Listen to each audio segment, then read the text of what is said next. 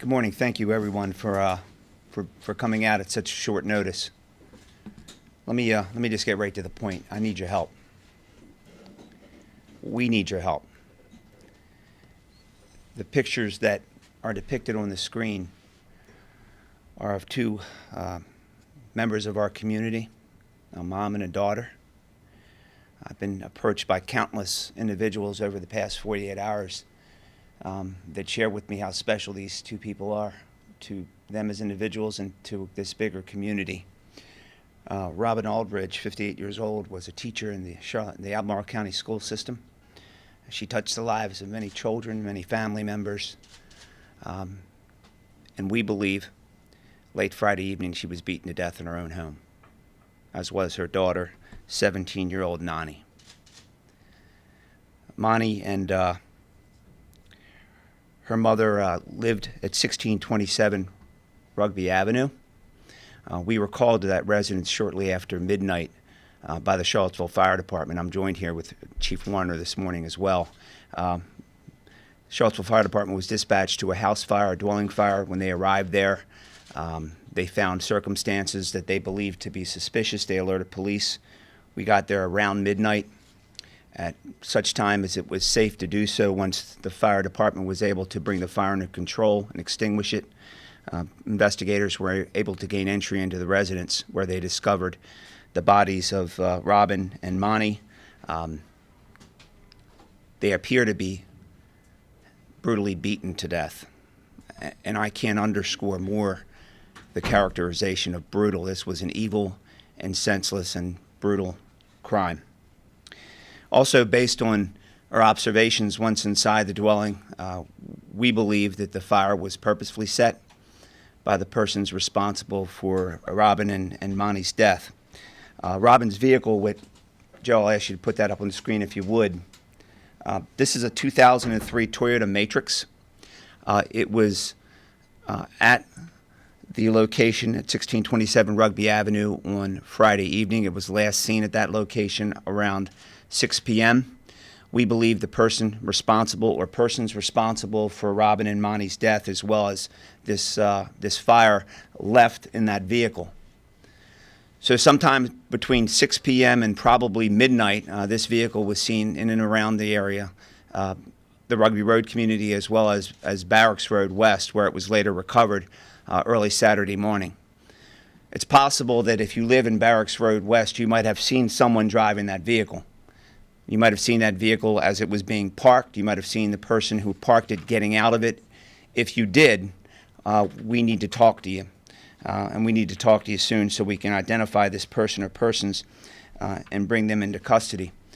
During the course of our investigation, early Sunday morning, we were led back to Barracks Road West, where we seized a dumpster at that location. That dumpster is in the process of being searched as we speak. That search began early yesterday and has been virtually nonstop up until this moment. That search has resulted in evidence we believe to be closely connected with the crime scene in this investigation, and we will be following up and pursuing whatever other leads that evidence might help develop for us. But right now we are looking for anyone who might have video surveillance on their property. If you have video surveillance on your property that faces a roadway or an intersection, particularly between Rugby Avenue and a westward direction to the Barracks Road West housing development, we need to have you preserve that video. That is, make sure that video is preserved and nothing from it is erased. We may be in contact with you. We may need to look at that video. In fact, if you can review that video, we're looking for that vehicle and any images of that vehicle that you might see on your video surveillance equipment that you might have. So if you are a person with such equipment, please reach out to us, 970-3280, so we can talk with you, have an opportunity to look at that video and see what, if any, evidence might come from it. I'd like to ask, this is a joint police-fire investigation, as these types of cases are.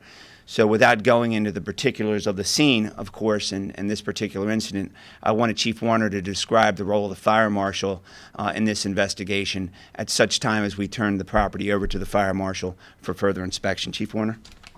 As you heard, this is a joint police-fire investigation. The investigator, Chief Warner, will be Thank you. And along with Chief Longo, I'd like to express our sympathies for the loss of these very special people in our community. From this point forward, I just want to make sure that you know that the Charlottesville Fire Department, its fire marshal, and all of its resources will be working hand in hand with the police department, and we have a great relationship. I thank them for getting there so quickly when we determined there were things that didn't look right. As we go forward, the fire marshal now will work side by side with the police, and we will be looking at the resources that we may use. We'll be using Quaker, our accelerant dog. We may be contacting the state police for some additional resources, and even the county, because we're going to put every resource we can into this to look at this methodically and meticulously to find everything in this situation that we can to make sure that we bring the person or persons who've done this to a swift justice. I'm not really going to answer any more questions at this point, except to tell you that I want to thank our firefighters who did an aggressive job on this firefighting that helped knock it down to make information available for the police to do an investigation. They were into this very quick, and we've been working side by side, and we will continue to do so. Thank you. Thank you, Chief. This is a stock photograph of a shoe that we recovered during the course of our investigation. We believe that the person responsible for these brutal murders and of course this fire was wearing that shoe at the time. So if that is a shoe that looks familiar to you, particularly if you live in Barracks Road West, you might have seen a young person, a young man perhaps, that was wearing a shoe very similar to that. We'd like to talk to you, and we'd like to get that information so that we can follow up. We believe that this shoe has a relationship, or a shoe like it rather, has a relationship to this incident. So once again, we're asking for the community's help with any and all information you might have. Information about Mani, information about someone who you may have seen gone in and out of 1627 Rugby Avenue, that you might have seen in the neighborhood that afternoon or that evening, someone that you might have seen in that vehicle later that evening. We're asking for your help so we can identify that person and talk with them. I'll be able to perhaps answer any questions that you might have. If I can't answer your question, I'll certainly explain why, and we'll get back to you at the earliest possible time. Yes, ma'am. Do you believe that this was a random attack or a random invasion of a home, and if so, should people who live in the city of Charlottesville be concerned or taking extra precautions?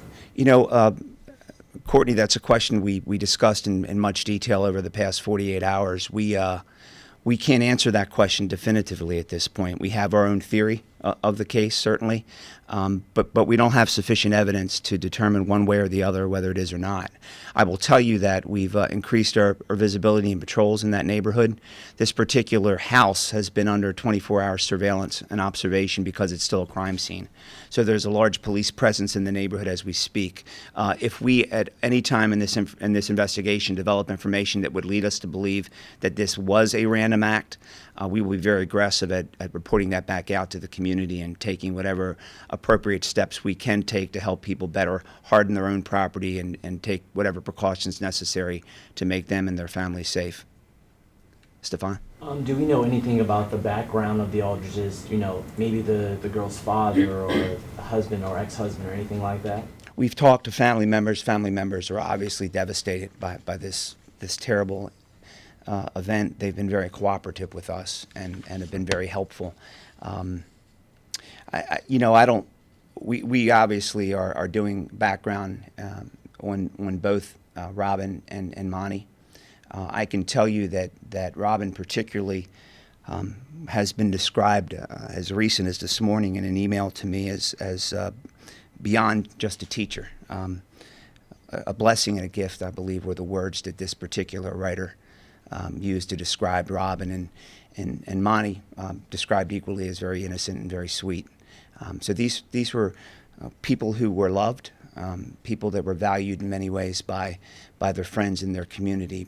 But we'll certainly continue to look at whatever resource we can to learn more about who Mani perhaps may have been associated with, friends and other persons of interest that we may want to talk to help get a better understanding for what might have led to this horrific tragedy. Yes, ma'am. Who called the fire in? Chief? A neighbor that lived behind this residence. Any other questions? Are there any more details on why you think it was that shoe that you can show a stock photo of that is involved in this case? It was recovered in close connection with other evidence we believe to be associated with this case. So we're drawing an inference based on its proximity to other items that we believe are of evidentiary value. Yes, ma'am? Can you tell us about any of those items? Not at this point, other than to say they're extensive. We recovered an extensive amount of physical and perhaps forensic evidence from that dumpster. This is a key piece in this investigation, and its proximity, close proximity to this vehicle and where it was found, gives us a lot of reason to want to impress upon folks that live in the Barracks West area to be attentive and to kind of think back on observations they may have made over the weekend about that vehicle and any persons they may have seen around that vehicle or coming from that vehicle, because that person, we believe, will be closely linked to this event. Any other questions? Yes, ma'am. Have any calls started to come in already with information? I don't, not to the extent that I would like to see. I'm hoping that this press conference, this discussion, will impress upon people the importance of thinking back over the last few days and hopefully have some information that, again, we've said this many times before in other cases, it doesn't matter how small or insignificant you think the information is. Bring it to our attention, let us make that determination, because it might be that small piece of information that leads us to the person that's responsible for this horrific act. Any other questions? Are you questioning people living in that West Barracks apartment complex? Have you been questioning neighbors who are living in that area? A logical investigative task would be to canvass not only that area, but this area as well, the area where the incident occurred, and we've done that, and we will continue to do that. And you know, it's also the residents of Rugby Avenue that may have been home on Friday during the day and Friday evening. If you recall seeing the vehicle at that location, what time was it there? What time did you first notice it missing? Did you see people coming in and out of the house, to include Robin and Mani, and particularly what time was that, so that we can get a better idea of the time frame in which we believe we're dealing with. Again, our focus right now has been between like 6 o'clock on Friday night till about the discovery of the fire, which would have been around midnight. That's a critical time period where if people saw something, however small, we really need to hear from them, to have an opportunity to speak with them, to find out exactly what they may know or what they may have seen on Friday. We will likely be developing some additional information either this afternoon or maybe even tomorrow. We'll do our best to get that information out to you as quickly as we can, perhaps not in the form of a press conference, but by way of press release, and we'll certainly try to make ourselves available to you to answer whatever questions you might have as a result of that additional information. Chief, anything else? No, just we're both working together to make sure that we bring justice swiftly. Thank you for your time.